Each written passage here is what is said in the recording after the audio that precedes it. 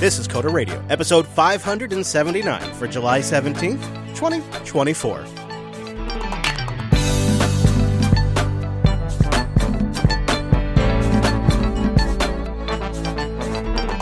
Hey friend, welcome in to Jupiter Broadcasting's weekly talk show. It's taking a pragmatic look at the art and the business of software development and the world of technology. Me? Well, my name's Chris, and our host, that's Mr. Dominic, keeping it fresh, keeping it super cool. It's our host, Mr. Dominic. Hello, Mike! Hello! Hey, man. Hello. I knew JB before it went all mainstream and sold out, you know? Man, I knew you before you were the Mad Hatter. That's true. Guy. Yeah, that's true. You know? Yeah. I know. It's weird. The good old days. I guess we knew each other before kids, too, didn't we? I think so, yeah. Yeah. Wow.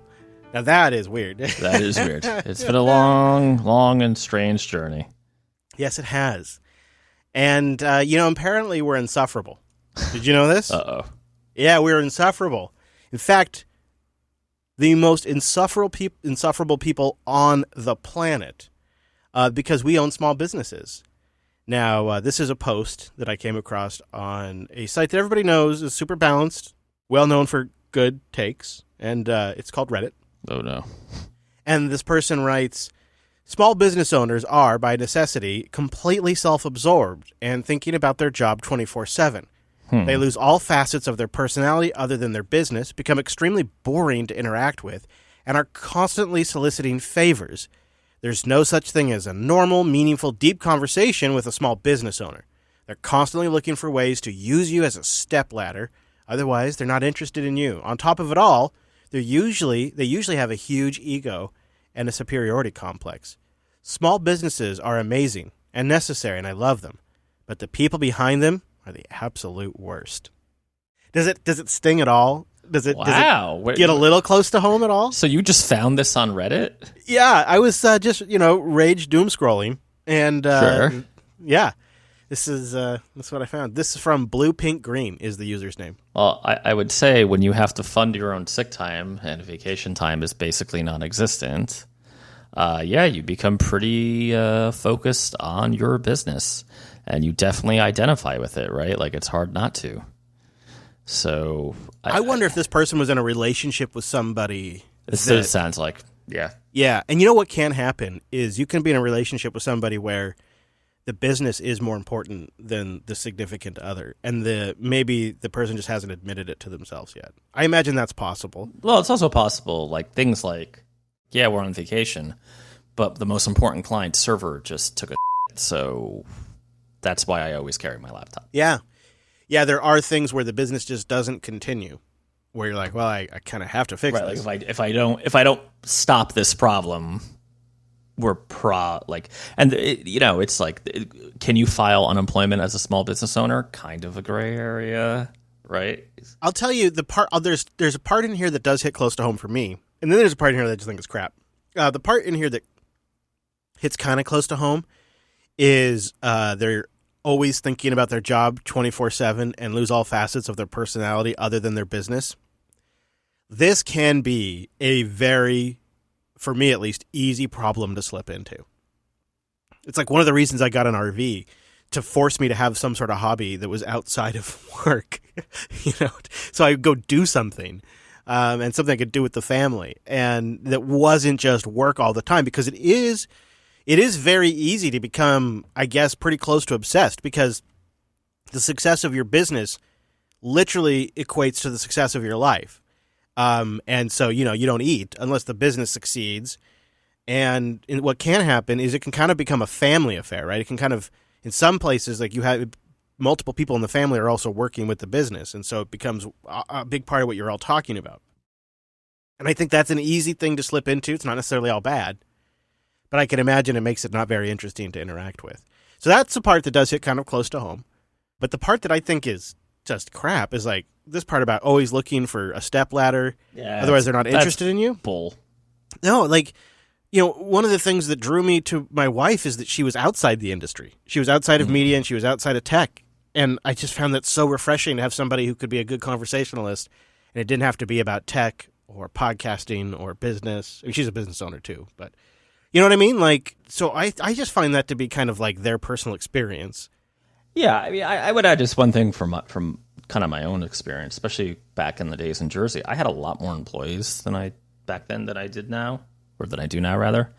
And one of the reasons I was so perhaps consumed is, laying people off because like you made a mistake or you didn't close enough sales is a really shitty thing, right? It's bad for them. They have families. They have their own needs. Like you almost feel like I hate to use the word, but I think it's exactly what it is, like a sense of paternalism towards your employees, where you have to hit payroll every 2 weeks. You have to pay the payroll tax every month. You have to, make sure that you're not hiring people and then going to have to lay them off for no fault of their own. So yeah, you got obsessed. You're kind of responsible. You have a responsibility there. Exactly. So I don't know. I mean, I get, this person feels the way they feel. I'd like to put it towards the audience. I mean, are small business owners the worst? Boost in some of your stories. Team Linux in the chat room says, I worked for a small business owner of a computer repair shop from around 2005 to 2014. The owners were very nice. They loved talking to everyone. They also like to listen to a few employees. You can have great experiences, but I do feel like some of this hits kind of close to home. Like there are things I actively have to work against, or else I feel like I could fall into some of these categories. Well, it's tough for me. Like my wife and I will go out, if we go out for like a drink or dinner or whatever. If we're talking to some random person, let's say at the pub, and I think they start talking about, I'm in IT, I'm always like, could I make a sale here? Right? Like there is that. Yeah, when I go to like events and conferences and I go out, yeah, that's definitely a thing. If I'm going out with a company that I think might be sponsor material, yep. I am kind of like talking to them, trying to feel them out, trying to get insights into the company, trying to get insights into if they're open to, sales. That's definitely a thing, but I think that's sort of what those are for in a way too. Yeah. It's sort of part of the networking. I don't know, man. I hope that we're not insufferable. The most insufferable people on the planet, apparently. Coder.show/membership and Coder.show/boost. 2 ways you can support the show directly. And there's something really unique when you do that. You're making it possible not only for the show to keep going when we have no sponsor, but, to actually pay for the production and afford to do so. And beyond that, say no. We still have the optionality, thanks to our members and our boosters, to say no to random ads and crap that comes through the inbox from time to time, which happens. And it's nice to have that flexibility. If you think about it, it's kind of a unique thing that you could really only achieve with podcasting, where you can have a lean, mean production. There's not really another mass medium like this that could afford to have a business model like this. And then you combine that with podcasting's unique, totally free, open standards distribution mechanism, which is also very unique in media, and the fact that something like the Boost system is totally decentralized, open source, and self-hosted as well. It's an incredible combination, and it's also empowering audience members to support productions that might be niche, but are worth supporting to them. And so that's why we call it a value-for-value production. We just ask for a little bit of your time, a little bit of your talent, or a little bit of your treasure, whichever one you can afford, just to help keep the show going. The value you get from the show, you give back. And you can do that either with a monthly membership, coder.show/membership. There may be a Darth Jar Jar promo code or two that sneak back in there. And of course, you can boost each episode. Not only does that get your message on the show, but that immediately gets split out amongst the various folks behind the scenes, but also a little bit goes to the app developer and a little bit goes to the Podcasting 2.0 project to make all of those things sustainable too, without any kind of creepy ads or tracking or backroom deals to sell data. It's all just baked right in there as part of the standard. It's pretty awesome. So thanks for your support, and you can find that at the Coder Radio Show at... So thank you for your support. Of course, you can always find those links on our website at coder.show, or it's just coder.show/membership or /boost, because you can boost from the web now. What a week. Just hit piece after hit piece on AI. I'll have some examples in the show notes. If you will allow this, this is as wonk as I ever want to get, but I got an economics clip from this analyst who just has this devastating take on the AI bubble, and I want to play some of his audio on this. It's a little like in the weeds. This is, I swear, the worst we'll ever get on the show as far as like economic weeds get, but I think I want to play the whole thing because it gives you a broader context of just like the whole AI economy. Well, I just look at what's happening in the field, David. So there's a big report out Friday from Goldman Sachs in which they make the point that the amount of capital investment in this sector, which is billions of dollars now, it's so large that it's almost unimaginable that we're going to get a rate of return on it over the next few years that justifies the amount invested already, much less what they're putting in. Microsoft alone is investing, I think it's roughly $10 billion a month in new data centers, and I think the industry is putting out 15 or so a month. So you've got the general industry is investing $15 billion in data center build out each month. $10 billion of that alone is Microsoft. When you combine that plus all the other expenses, then the energy costs, the math that Goldman put out says like they may never make enough money in the next decade to repay any of this. He continues, though.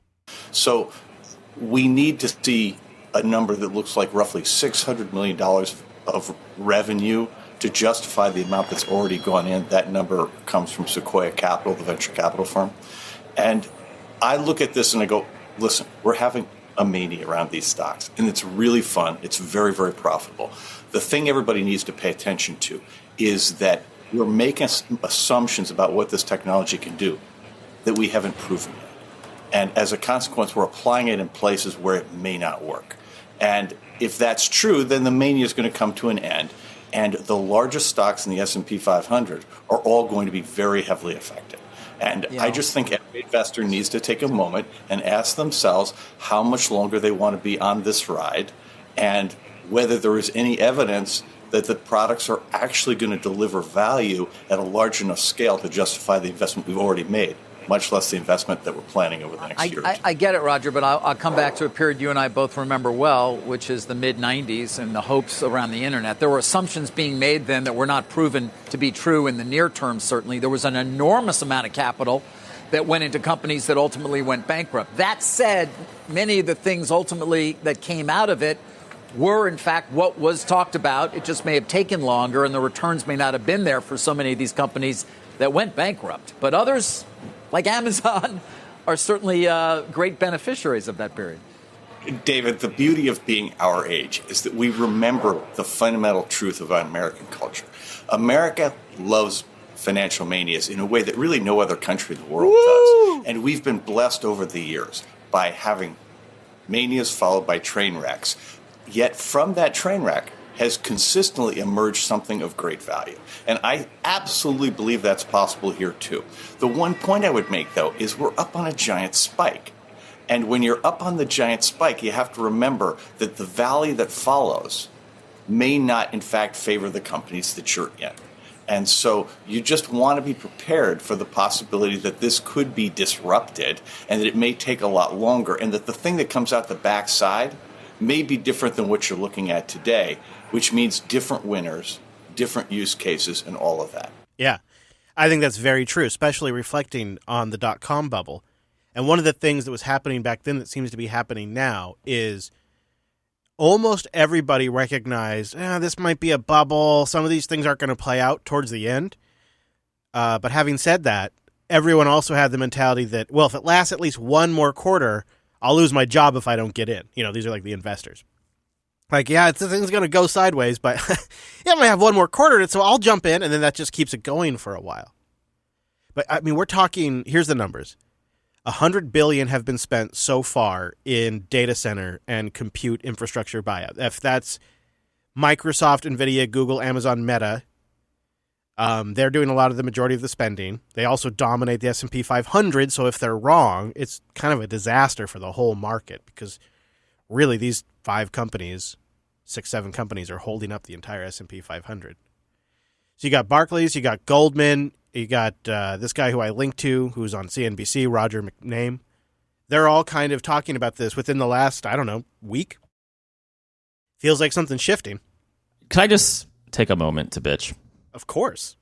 I mean, that's what the show is all about, right? That's why we have no sponsors, I think. Please, it's my favorite part. Why is most of my tech feed now just angry reporters being angry about either AI or, most recently, the last 2 weeks, a certain elderly gentleman who seems incredibly tired. Very tired. Yeah, and another one who probably would have gone to prison if he wasn't who he is. So I just, I kind of lay all of this at the feet of the tech journalists. Because you're not doing real reporting. You're doing pure access journalism. You guys you're not doing your damn job. Yeah, they're basically only reporting on the hype. They're the positive stuff. They're only reporting on the Well, not just that. Like, get off your ass, leave New York City and San Francisco, and find the interesting little companies where the guys are, frankly, probably not politically correct, or the gals, right? It doesn't really matter. And they're dirty, scrubby dudes in a garage or in their mom's basement. People who work for a living. What a concept. People who used to look and smell a lot like Steve Jobs when he refused to wear deodorant, frankly. I mean, I'm a big fan of hygiene. I don't like hanging out with these guys either, but they used to cover startups, like genuine startups. And I'm defining startup as, a couple folks in a basement somewhere or a garage or a really cheap office above a Chinese restaurant or something like that. Like, calling OpenAI a startup is, I don't know, like calling Taylor Swift an old hag, right? Like, it's just not true. You're applying terms that don't make sense. It's just such an incestuous community between the journalists and the VCs that, yeah, if the journalists wake up every morning and are reading The Information or reading The Verge or reading TechCrunch or Ars Technica and everything, I mean, I feel like the last 2 episodes we've been kind of guilty of this. Everything's OpenAI, ChatGPT, Google Gemini, blah, blah, blah. Well, then, they don't genuinely, so this is like maybe inside baseball because I know a couple folks who work for VCs. You don't get fired for losing money. You get fired for declining an investment that's on trend, if that makes sense. Sure. Yeah, I agree with that. This is completely the tech press. Now, I could see the arguments. It's kind of a defeatist, I would say declinist argument of, well, there really are no good startups, right? And in their defense, and I know that some of them deny it, but you can listen to the tapes and find the articles on archive.org. The last time they really put up for a really risky startup was Theranos. I would say they did that for the wrong reasons, right? They did that for a political reason. Ah, that was glorious. But that is the type of thing. If Elizabeth Holmes hadn't been a fraud, that is exactly the type of thing I want them actually going for and frankly promoting. Yeah, because true. Like that's what makes sense. Unfortunately, I wish I could do this full time. I would go drive around Tampa, Orlando, and Miami and meet startup guys and gals.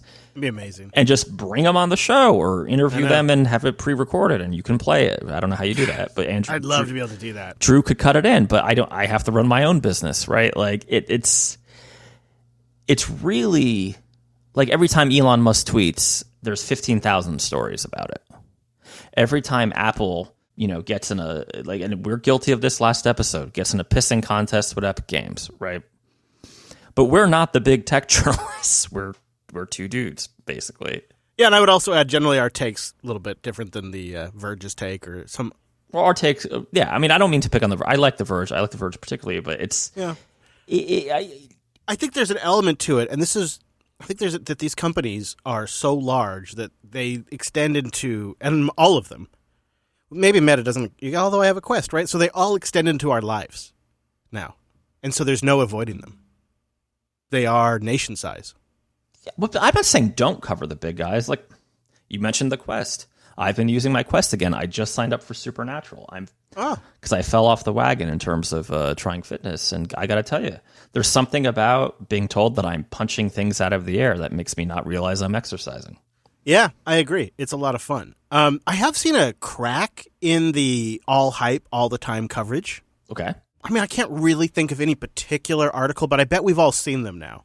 And that is, we're starting to see more and more coverage about the power usage. And in fact, it's already kind of slipping into hysterics, I would say. Oh, I don't think it's hysterics. I think that's a couple years ago, we were talking about everybody was going to go carbon neutral and Microsoft and Apple and all of them were promoting it. Yeah. And then Sam Altman comes out with ChatGPT and everybody shits shits their pants because the stock, frankly, the Wall Street analysts decided that this is the new thing. And I guess we sort of just put that by the by, right? I got some stats for you. So just on Microsoft and Google, but Microsoft's carbon footprint and power usage or whatever they're using to derive this number is up 30% in 2 years, and Google's is up 45% in 5 years. So that's the numbers we have. Yeah. Yeah, I don't know. I mean, I don't mean to drag, one, I know they don't listen, or if they do, they pretend like they don't. So, just as a last word on this, and maybe we should move on. There used to be a lot more independent outlets. Like, I'll give you an example. I don't know if you were super fond of them, but the Linux Outlaw guys, kind of crazy, very EU, right? But you know what? They were honest and they had relatively fair takes, and they weren't beholden to the large companies. They were easily influenced by people who gave them access, I feel, but they're no worse. They were no worse than The Verge or Ars Technica, right? So this is my whole thing, is that the only medium that has the economics to make this actually possible, fully independently produced media, is podcasting. Yeah. When you get to YouTube, immediately the cost of production goes way up, especially if you want to be competitive.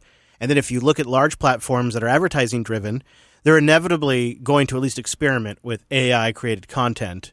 And it's just going to be absolute crap, all just in like a downward spiral to drive advertising traffic. And it's podcasts that I think are uniquely positioned because they have a fully independent distribution mechanism. It's just RSS. There's no podcast platform, despite what Spotify wants to tell us all. I was going to say, despite no matter how hard they try. And granted, there's a pretty big consolidated in Apple Podcasts and Spotify, but there are probably hundreds of different podcast clients. So there is a diverse ecosystem to access this. There's not just like Chrome, right? There's a diverse ecosystem of podcast clients. And then you look at the podcasting 2.0 stuff like the Boost, that's completely vendor neutral. There's no company involved in that. It's all open source. I'm talking about specifically the Boost. It's all, peer-to-peer.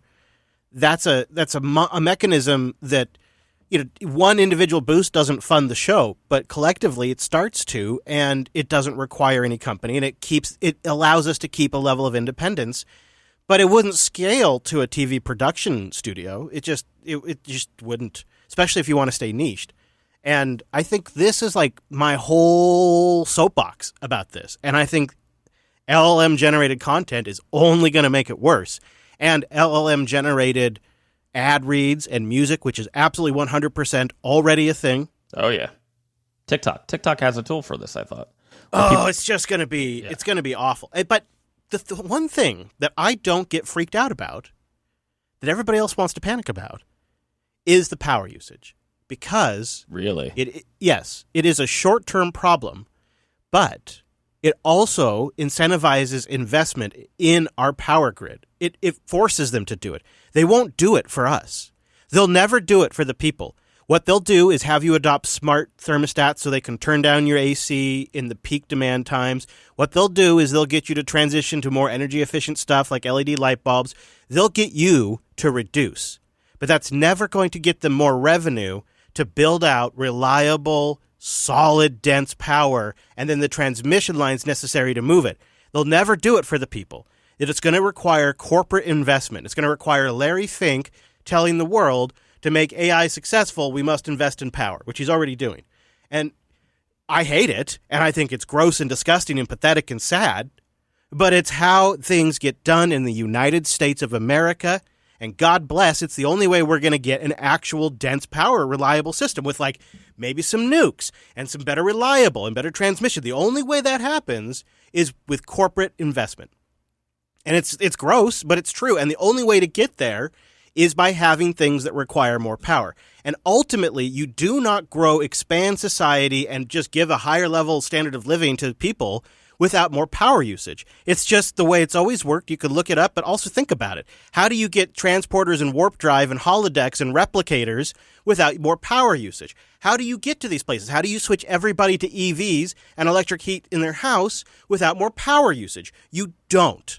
So we have to embrace the fact that the next level of creation, the next level of us, in the game of humanity, leveling up requires more energy use. And the solution isn't everybody reduce. The solution is produce clean energy sustainably using the technologies that are available to us. And the only way to do it is by lots of money that goes into Congress, that changes all of the regulations, that make it 20 years and a $30 billion project to build a single nuclear plant. And if we start cleaning that stuff up and we use modern technology and we accept the risk and manage it appropriately, we could have dense power that we start building that will be 5-10 years out. But we have to start soon. And then we have to be able to transmit that power, because otherwise it'll just be isolated, because our transmission system sucks too. But that's never going to get fixed by taxes and by you reducing your usage. Never going to happen that way. And so the only way it happens is if we use a lot of power, and it's corporations that use a lot of power because they're the ones that'll make things happen. Not for us, but for themselves. So, okay. The underlying assumption you're making that I would disagree with is that Congress can do anything other than front-run the stock market and regulations they're going to pass. Oh, 100%, but that's why it works. Everybody makes money. All the incentives align, right? All the investors make money. Right. So you're basically betting on pork barrel and corruption. Yeah, I'm betting on humans all acting towards their incentives. I mean, I guess. But it only actually happens if the AI bubble is sustainable. If this thing pops, well, you're never going to get the data set. All right, so define bubble, right? Because we kind of got off, because it's my fault. We kind of got off the track here because I gave a lecture about how annoyed I am with my favorite blog sites. Is it a bubble if they never make money but still can IPO? Maybe if the money printer turns back on, or the rates come down pretty seriously. That's what I'm thinking. I'm thinking from our episode that we're recording the same day, but people will have heard a week ago. I think that basically Powell or the powers that be figured out that the money printer has to come back on. I think that's what's going to happen. I think it has to. And I found audio, thanks to the podfather, Adam Curry, of Sam Altman from like 5 years ago. And I'll link to the entire talk. It's kind of boring, but it's a less guarded Sam before OpenAI was a big deal. Before Scarlett Johansson wanted to kick him in the face, yeah. And he answers what the plan for revenue is. Oh, God. And I think it shows you how circular this entire thing is, how self-referential this entire thing is. So this is Sam Altman in conversation at Strictly VC, and I've got the whole 45-minute talk linked in the notes. So I'm just wondering, eventually is the idea to kind of license technologies? Will you have customers that you're going to be customizing algorithms for them, or how is it going to work? The honest answer is we have no idea. We have never made any revenue. We have no current plans to make revenue. We have no idea how we may one day generate revenue. We have made a soft promise to investors that once we've built this sort of generally intelligent system, basically we will ask it to figure out a way to generate an investment return for you. It sounds like an episode of Silicon Valley. It really does. I get it. You can laugh. It's all right. But it is what I actually believe is going to happen. So there aren't many things like this where they're so difficult to reason about and so powerful that if you can build it, there's that joke that I actually think is very funny, which is step one is do this thing, step two is do this thing, question mark, profit. But I think if AGI is on the table, that's actually okay. And if we have to take 1/1000th of 1% of the value that we create and return it to investors, and then figure out how to share the rest sort of equally among the world, that feels okay. So he's just going to ask ChatGPT on how to make a profit once they get it real smart enough. Great. Also, the thing he's referencing is the underpants gnomes from South Park. Step one, steal socks. Step two, something, question mark. Step three, profit. So your business model is based on cartoon gnomes from Trey Parker and Matt Stone. That's where we maybe are. Secretly brilliant. Could be a genius, right? But so it's built on the promise, I guess the premise that a promise of an idea that this thing's going to be so smart that it's worth spending untold sums of money on it. So that way, once it's done, we'll just ask it how we should make some money. And I'm sure, some of that opinion's changed since it's been a few years. But I don't know, you just look at this and you look at these companies and how much they dominate this space and the size of the bet. So they need to basically start making What was the guy said in that quote or in that clip? He said they need to start making 600 million. I don't know what he said that the rate was. 600 billion, buddy. It was 600 billion. Yeah. So yeah. Because it was the whole industry. Right. He says the industry needs 600 million in revenue to justify the existing investment in compute and cloud. Billion. Oh, billion. It's billion, okay. Not million, right? Because OpenAI itself has 80 billion. That's wow. All right. Well, so there's just been this list of like negative coverage. One article called "The AI Summer" essentially tries to look at the average user and their retention stats at the ChatGPT website. And he has web charts that show that usage doesn't seem to be very sticky. He writes that people try it for a little bit, but the retention seems to be much lower than initially reported. And he writes, despite a substantial investment, including for major tech companies, widespread transformative impacts of LLMs still may be in the early stages of realization. So we just have Barclays, you got Goldman, you've got this AI Summer takedown that is super long with all these charts. I mean, Jesus, this thing's like a paper. He's also famously the guy that wrote recently about the VR winter continuing. So he's kind of negative on this stuff. Just a touch. I guess I'm kind of like, I feel like the tenor of some of this has changed. Like we've gone from now it's not everybody, and you're not seeing it on some of the mainstream, but we've gone from like only 100% positive coverage on this stuff to like, hey, what about the power usage? And hey, what about this initial hype seemingly fading and we're not really seeing demonstrated sustainability in usage? Hey, what about the fact that you need to make this much money to make this thing sustainable, and that's just at your existing spend, not accounting for future spend? And that just doesn't seem possible. Like, we're starting to see these things now come out after 2 years. I mean, do you agree? Do you think, because our premise started that we're only seeing the positive coverage, but do you agree that maybe we're starting to, I feel like in the last 2 weeks, it started to shift. I mean, I'm still, as I have been for years now, flabbergasted by this idea that companies that don't make money can IPO and somehow make everybody rich. I just like it breaks my mind in a very serious, quite painful way. I don't get it. I've been around small businesses my whole life. I've run them. I still run one. It's kind of like, it's very important to take in more money than you expend. It's kind of honestly, it's like the step zero concept, right? Just like make money. I find all of this challenging. I mean, weeks ago or over a month ago now, didn't I say that like these valuations, how are they ever going to pay for these valuations? Right. Yeah. So I describe it as essentially they're valuating them at unicorn, life-changing prices, but then they're trying to like saddle it up like it's a regular old horse. Like, let's add it to Office 365. Let's add it to Gmail. It's, saddle up, ride it, everybody. And the reality is people just don't want this stuff. It's not a good solid horse. It's a unicorn, and it's a unicorn that's shiny right now, and very attractive. And I think the metaphor of the .com, or the analogy, I should say, of the .com bubble, where it blows up and what we're left with is a few standout things that are really useful. And it's this weird, perverted capitalistic system we have in our markets that it seems broken and it's never going to be fixed. And we do this way over investment. We blow this thing way up, and then there's a couple of kings at the end, because after things pop, the only survivors are the companies that were rich enough and had the resources to survive and ride. And they probably scoop up a bunch of the little companies, integrate it into their products. This happens over and over again.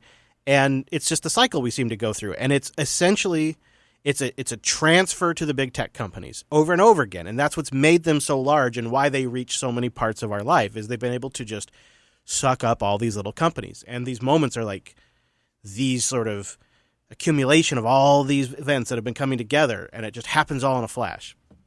That's at least my thesis on it. Right, but what's the end game? Is this like an Action Jack Barker situation of the product is the stock? Actually, no, never mind. That is the answer. The product is the stock. Yeah. The product is the stock, right. And if they're lucky, somebody has the new Google at the end of all of this. And if they're not, it'll be some teacher's pension fund that gets in the end. So there we go. Now, we do have some actual numbers on the Qualcomm Snapdragon X CPUs, the ones that, these new ARM CPUs for Windows boxes and hopefully some Linux machines. And it's kind of, maybe it's time for an upgrade. 3%, at least according to IDC, 3% of PCs shipped in 2024 meet Microsoft's processing power threshold for AI PCs. Are they bragging about this? No, it's like these machines are just, they're crap. They're too low end. It's like we need to up the standard a little bit. So part of me wants these laptops to be successful just to kind of set a new competitive threshold. So Apple has to update the default storage and all these cheap PCs have to come with a little more RAM. Kind of want to see it just be successful in the market just to make these other machines successful because only, like I said, 3% of PCs right now match the minimum specs for an AI PC. So The Verge tested every Snapdragon X chip against an Intel Core Ultra and an AMD Ryzen 8000 and an Apple M3. The Snapdragon Copilot Plus PCs start at $999 US greenbacks, and you can get over $2,500 depending on how you spec it. They feature OLED displays, decent storage capacity, decent battery life, reportedly pretty fast processors. You get metal chassis. Some of them have Wi-Fi 7, depending on the unit you get. I think they all support up to 3 monitors with the lid open or closed. I guess if you kind of spec them similarly, like a MacBook M3 and a Dell XPS 13, the XPS is $200 cheaper with slightly better specs. That's surprisingly small of a gap in terms of price. I think margins are tight, right? Jesus. Yeah, Perhaps. Apple maybe chilled out a little bit, huh? They all have MPUs capable of 45 TOPS and LPDDR5X memory. And, the core counts change as you go up the line from 12-core chip with up to 3.8 gigahertz and a top speed of 4.2, I guess, and a 10-core at 3.4 gigahertz with no boost. And they looked at benchmarks, and I guess the high-level takeaway, and I'll link if you guys just want to read the whole thing, is that the M3 chips still lead the pack in single-core performance. The higher-end X Elite chips are a touch faster in some workloads than, say, the M2. So if you're looking at if you have an M1 or M2, then these new Snapdragon X or whatever they're called, Elite chips, are competitive, if not slightly faster than your M1 or M2 Max. They're also 24% faster than the performance cores in Intel's Core Ultra 7 155H processor, and up to 17% faster than the Ryzen 8845HS they tested. The bottom tier X Elite and X Plus are the slowest, but they still put out an impressive score and pull ahead just barely of the Intel laptops. In the multi-core test, though, the Snapdragon chips really seem to shine, overtaking all other CPUs except for the M2 Max and the M3 Max. That's impressive. The M3 chip in the MacBook Air only has 8 cores, so in fact there it falls behind. The 16-core M3 Max, though, can outpace the field, still seems to be the fastest. Cool. So I have a question. I mean, they're actually seemingly competitive, though, CPU-wise. Yeah, what's your question? Sure. One, when is the only application that matters going to optimize for this? I know. Chrome. Oh, I thought you were going to say Visual Studio. No, I've given up. Okay. I have a abusive relationship with Visual Studio where I love it, but it seems to just hate me in like a very profound sort of way. Also, so I think I can say this. If not, I'll get a nasty email, but I'm pretty sure I can say this. I had a year and a half ago an email exchange with our good friend Paul Thurrott. Okay. I think it was email. Man, it might have been a messaging thing or something, but it because bless me, Mr. Fisher, for I have sinned. Uh-oh. Did you yell at Paul Thurrott? No, I would never yell at Paul Thurrott. I'd yell at Nilay Patel all day long. Oh, yeah. I wouldn't yell at Kara Swisher because she's a better arguer than me. I'd yell at Scott Galloway, though. I could beat him. He's easy. He's Where I was considering writing Windows native applications as a business for like products. Oh. Stay a while and listen. And I was like, hey, it was on his forum. It was on his private subscriber forum. That's what it was. And I was like, hey, guys, I'm kind of a Mac Linuxy guy here. I read a lot of web software, did a bunch of Mac apps, iOS apps. What about like Windows native dev? Like, can you give me just some examples of indie studios who make Windows software and sell that software to the world as their business? The level of depression that I got returned to me on that was no examples, none, examples? zero. The answer's wow. That he commented himself. He's like, yeah, basically everything runs in Chrome.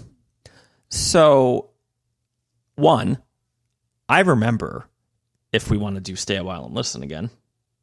Stay a while and listen. When I was using Ubuntu 9, people giving me about, so all your stuff just runs in the web browser? Well, web apps are the worst, just to be clear. Right, but apparently Windows is now in the same state.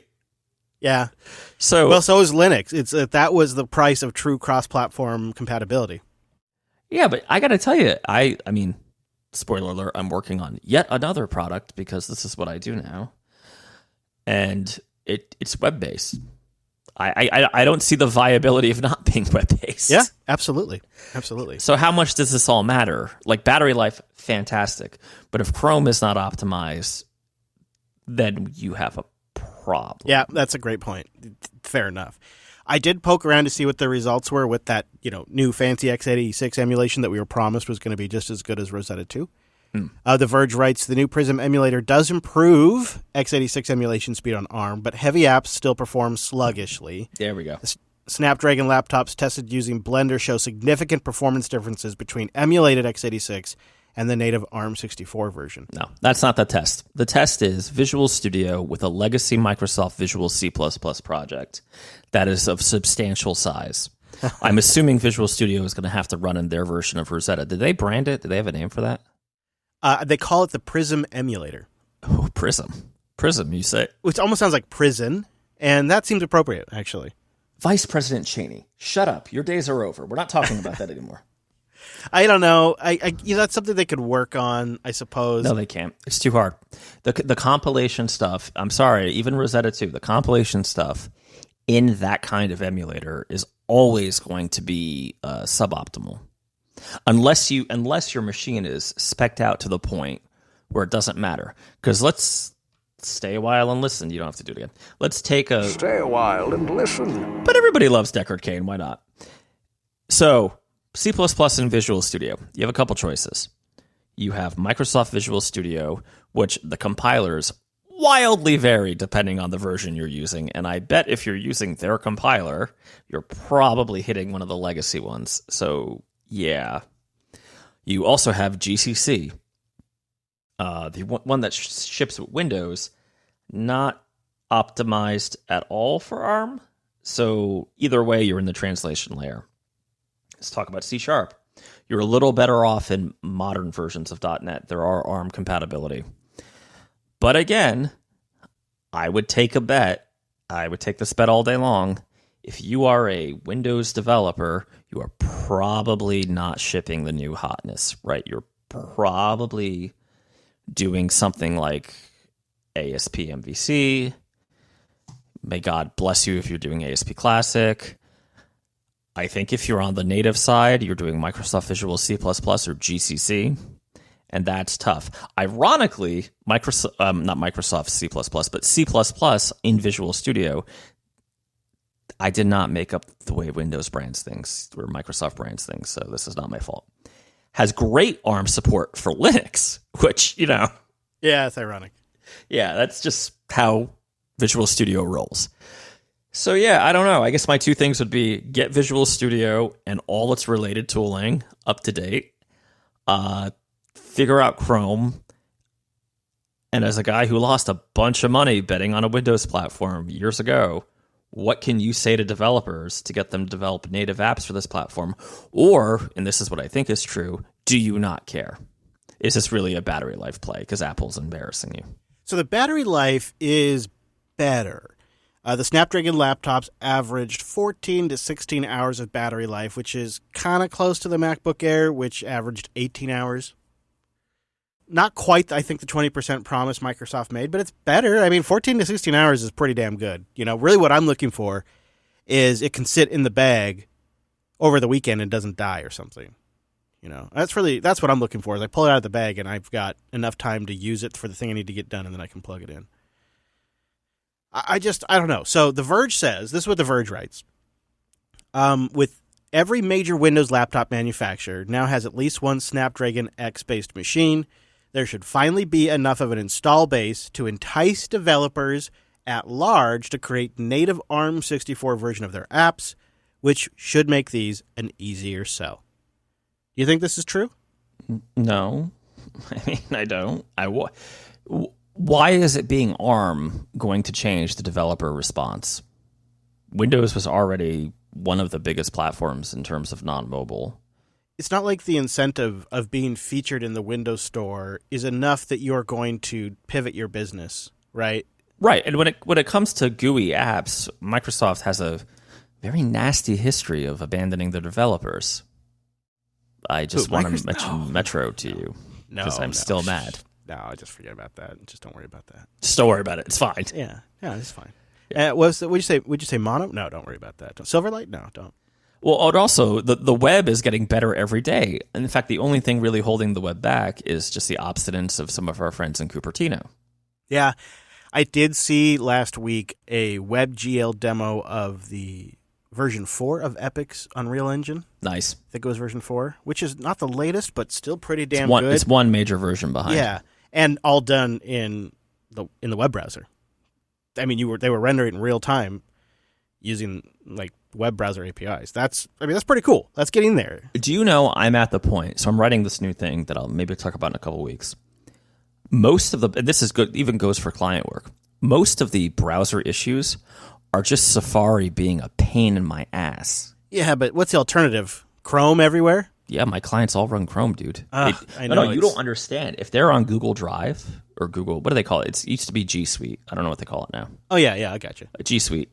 Uh-huh. These companies effectively live in Chrome. I know. Even the ones using Teams and SharePoint are living in Chrome. I know. There's like two pain in the asses. I use Safari as my daily driver. And things just are weird in Safari. Mobile Safari is like Satan decided to make a web browser just to torture me. Although not in the EU. Right? In the EU, it's better for some reason. I guess for me, where I sit, because I follow what you're saying, is life is easier when they're on Chrome. But for me, I sit here and think... Or Firefox. We have such a monoculture. Firefox is such a small percentage now. But my point is, I don't have the discrepancy issues with, let's say, my standard, modern CSS that I do in Safari, and especially mobile Safari, that I do on Chrome or Firefox, or even that weird browser Brave that people apparently are starting to use. Not Brave. Is it Brave? Yeah, no, Brave's been around for a bit, but it does seem like it slowly grows. It looks like a lion. Yeah, that's Brave. Okay. Yeah. I don't know. Go ahead. I cut you off. Sorry. People boost in and tell me what you think of Brave. I seem to... I don't know. It gives me the EBGBs. I don't like it. I don't care. I got reasons, but I don't know. I should mention, too, we don't have Boost this week because we're pre-recording. But because we had 20 minutes of Boost last week. Yeah, there's that, too. That were read by a very... I got to say, this guy should be on a 1-900 number. He's good. Yeah, I bet. Yeah, I bet he probably has got a future in at least 1-800, if not 1-900 numbers. No, it's 900. You got to pay. Oh, no, you can pay on the 800s now. Oh, you can? They'll just switch you over, I think. I mean, I don't know, but I think. I've never actually done that, so. No, it just seems like, although, God, could you imagine how that's probably already going to be powered by ChatGPT type Well, no, bots? isn't that what character AI is for, though, or Replicate? You could, yeah, but but the real innovation is to hook it up to the phone system so you can call in. Whoever does that little bit. No, it's not the phone system. You're close. Uh-huh. Drunk texts. But imagine if you wake up the next morning and your drunk text caught you like $200. Yeah, I could, but I think you got to get outside the app. You want it to be text messages or phone calls, so it's more like a real person. Well, you can more impulse it, right? So yeah. They could just start charging you right away, lots of money. We need to stop talking because Sam Altman probably has OpenAI listening, and he's going to do this. Wes suggests 1-900 AI hype. Yeah, and he just calls in, and it's that ripped off Scarlett Johansson voice. Somebody probably has Black Widow's going to kick his ass if he doesn't knock it off. If you're Sam Altman and you get in trouble, it'd be very very specific case that you happen to be Sam Altman. Okay, go ahead. Yeah, if you're Sam Altman, seriously, and you get in trouble about the ScarJo voice, do you not keep it for your own personal copy? Oh, Your own build? Well, in his case, no, right? Not his cup of tea. You think? Oh, okay. I would pay for that, though. Sam, my friend. Yeah. I just What's feel it like worth? you have that power. You could have your own test build, so why not just have that voice? I just feel like, I think it was his personal preference that it got included in the first place. Well, because and he liked made the movie, references. right? He liked, what was it, Her? Mm-hmm. Yeah. I could see it. I feel like Sam Altman, he might be evil. Yeah. Seems pretty evil. It's interesting watching that video from 5 years Yeah. ago and then watching his current stuff and how he tries to, he's always constantly maneuvering. He's a quick thinker, though. I'll tell you that. But he's got to be an interesting dude to talk to, was where I was going with that. He's got to, he's got lots of ideas. Yeah. Some of them are interesting. Yeah, like WorldCoin. Oh, I knew you were going to do that. We won't talk about his various other investments that don't get covered a lot, but yeah. All right. Okay. I think that's it. I think we're done. It's so hot in here. Yeah. Oh my god. I don't know what I'm going to do. One of these days, I'm going to have to come up with a way to cool this place. I'll tell you what. So I think the best thing to do would be tell people where to find you. Maybe if you got a place you want to send them to, you got something you're doing. I don't know. You can find me in Weapon X or at alice.dev on just the web, frankly. So yeah. The web, huh? That good old Yeah. chestnut. I think you might be right. I think that might take off.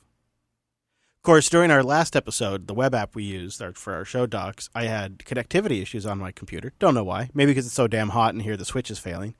And so I was stuck in read-only mode for the whole episode in an offline cached version. And I don't know. I just wish there was a way to have a local application that just could intelligently sync in real time that didn't have to be in a web browser. You would never pay for it.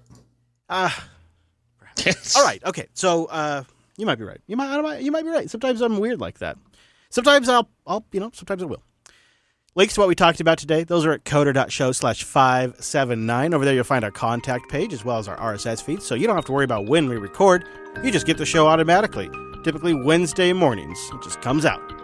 Try a new podcast app too, like Fountain FM, which has all the great new features, or Podverse, which is GPL and cross-platform, including the web. Or if you're on iOS, Cast-O-Matic is so great and targeted right for your platform. Go try them out. You can find them at podcastapps.com, and you get all the new features, including a notification within 90 seconds when the episode is posted. Thank you so much for tuning in this week's episode of the Coder Radio program, and we'll see you right back here live next week.